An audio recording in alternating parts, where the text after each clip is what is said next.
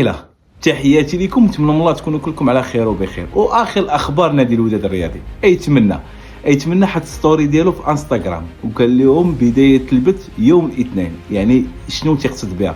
واش صفقه جديده، شي حاجه جديده؟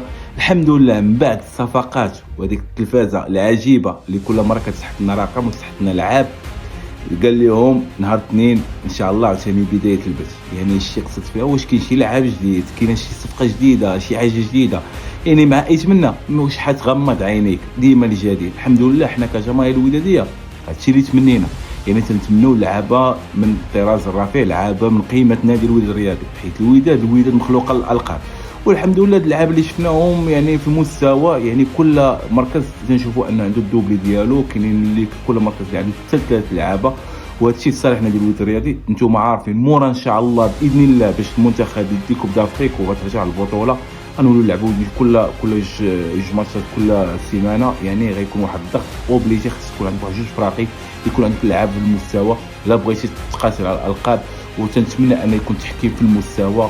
والحمد لله راه شفنا التيرانات كبيرين، شفنا الامور يعني اللي في كوب دافريك اللي تتفرح. تنتمنى ان هذا الشيء اللي شفنا في كوب دافريك يكون ان شاء الله حتى في البطوله.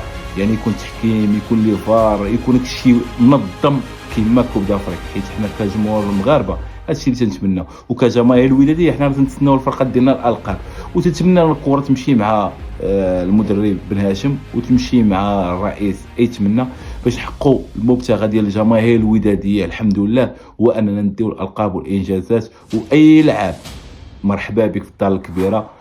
نتمنى انك تعرك توني وتقاتل، وحنا راه ديما معاك وديما غنساندوك. وتحياتي لكم، وعاش نادي الوداد الرياضي. وتهلاو ليا في راسكم، تنهار الاثنين راه كاين البث المباشر، حضيو معانا ديما وداد.